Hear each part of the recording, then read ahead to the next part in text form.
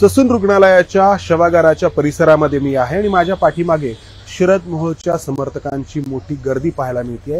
ही गर्दी गुन्हेगारी विश्व पुण्यामध्ये अजूनही किती मोठ्या प्रमाणात कायम आहे आणि या गुन्हेगारी विश्वाचा जो शेवट आहे तो कसा होतो हे दर्शवणार आहे। खरं तर पुण्याच्या गुन्हेगारी विश्वाचा इतिहास प्रेक्षकांनी मुळशी पॅटर्न या सिनेमाच्या निमित्ताने चित्रपटाच्या पडद्यावरती पाहिला। मात्र चित्रपटामध्ये जे पाहिलं ते पुन्हा वास्तवामध्ये आज घडल्याचं पुण्यामध्ये दिसून आलं। पुण्यातल्या सुतारदरा भागामध्ये राहणाऱ्या शरद मोहोळची पाठीमागून आलेल्या हल्लेखोरांनी गोळ्या झाडून हत्या केली। शरद मोहोळचा उदय आणि अस्त हा जो कालखंड आहे तो साधारणपणे 2006 ते 2024 या दरम्यानचा आहे। शरद मोहोळच्या गुन्हेगारी विश्वातील सुरुवात जी झाली ती संदीप मोहोळच्या माध्यमातून। संदीप मोहोळ हा पुण्यातल्या मुळशी तालुक्यातील मुठा गावचा, शरद मोहोळ देखील याच मुठा गावचा। पुण्यातून बहुचर्चित अशा लवासा सिटीकडे जाताना हे मुठा नावाचं छोटंसं गाव। खरं तर हे मुठा गाव त्याचबरोबर हा सगळा मुळशीचा परिसर कधी काळी ओळखला जायचा तो पैलवानांसाठी, कुस्तीसाठी। मात्र त्यानंतर या सगळ्या परिसराला गुन्हेगारीचं ग्रहण लागलं। ते का लागलं हे मुळशी पॅटर्न या सिनेमातून आपण सगळ्यांनी पाहिलं। पुण्याच्या आजूबाजूला धनिकांनी जमिनी खरेदी करायला सुरुवात केली। जमिनीचे भाव, भात शेतीचे भाव, दर हे गगनाला भिडायला लागले आणि त्यातून येणारा जो पैसा आहे तो सोबत गुन्हेगारी घेऊन आला आणि त्यातून पुण्यामध्ये गुन्हेगारी टोळ्यांचा उदय झाला। संदीप मोहोळ अशाच एका गुन्हेगारी टोळीचा प्रमुख, शरद मोहोळ त्याच्याकडे ड्रायव्हर म्हणून काम करायचा। पुण्यातल्या या टोळी युद्धातूनच संदीप मोहोळची 2006 साली हत्या झाली। त्या हत्येनंतर त्या टोळीची सूत्र शरद मोहोळनी स्वतःकडे घेतली आणि टोळी चालवायला सुरुवात केली आणि त्यानंतर काहीच दिवसांमध्ये शरद मोहोळवरती हत्या, हत्येचे प्रयत्न, खंडणी, अपहरण असे गंभीर गुन्हे नोंद व्हायला सुरुवात झाली। या गुन्ह्यांच्या बरोबरच शरद मोहोळची दहशत वाढीस लागली आणि त्याच्या नावावरती खंडणी मिळायला लागली। लाखो रुपये लोक शरद मोहोळच्या टोळीला द्यायला लागले आणि यातून पुण्यामध्ये अनेकदा टोळी युद्धाचा देखील भडका उडाला। एक घटना घडली 2011 मध्ये पुण्यातल्या बहुचर्चित अशा लवासा सिटीमध्ये जे दासवे नावाचं गाव आहे त्या दासवे गावचे तत्कालीन सरपंच शंकर धिंडले यांचं शरद मोहोळनी अपहरण केलं आणि त्यांच्याकडे 10 लाख रुपये मागितले। या सगळ्या प्रकरणामुळे पुण्यात खळबळ उडाली। शंकर धिंडले यांचं अपहरण करून शरद मोहोळ अज्ञात स्थळी त्यांना घेऊन गेला। त्यानंतर काही पैसे मोजल्यानंतर त्यांना सोडलं। मात्र पोलिसांनी शरद मोहोळला साथीदारांसह अटक केली आणि पुण्यातल्या येरवडा कारागृहामध्ये त्याची रवानगी करण्यात आली। मात्र त्या घटनेनंतर 2012 मध्ये म्हणजे शरद मोहोळ येरवडा कारागृहामध्ये बंदिस्त असताना एक घटना घडली ज्यामुळे शरद मोहोळची प्रतिमा बदलून गेली। काय घडलं तर त्यावेळी दहशतवादाच्या आरोपाखाली अटकेत असलेला कतील सिद्दीकी नावाचा आरोपी पुण्यातल्या येरवडा कारागृहामध्ये बंदिस्त होता। त्या ठिकाणी या कतील सिद्दीकीची आणि शरद मोहोळची एकमेकांकडे बघण्यावरून वादावादी झाली, भांडण झालं आणि त्या भांडणातून शरद मोहोळनी त्याचा साथीदार विवेक भालेराव याच्या मदतीनं कतील सिद्दीकीची नाडीने गळा ओळून कारागृहामध्येच हत्या केली।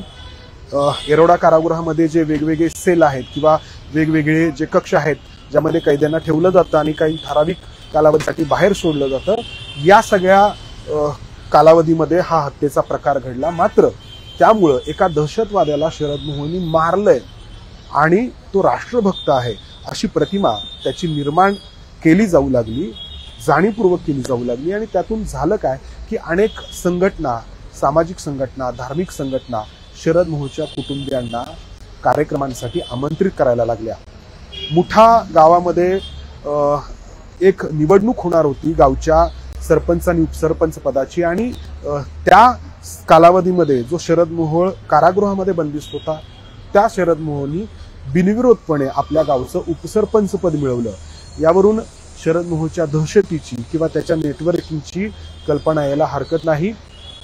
कतील सिद्दीकीच्या हत्येच्या आरोपातून खटला चालला शरद मोहोळवरती आणि इतरही हत्येच्या प्रयत्नाचे, खंडणीचे, अपहरणाचे खटले त्याच्यावरती सुरू होते। मात्र त्याची जी प्रतिमा बदलत गेली त्यातून त्याला राजकीय पाठबळ मिळायला सुरुवात झाली आणि त्यातून त्याच्यावरती असलेल्या खटल्यातून एकामागोमाग एक त्याची सुटका व्हायला लागली आणि अनेक खटल्यातून तो निर्दोष सुटला.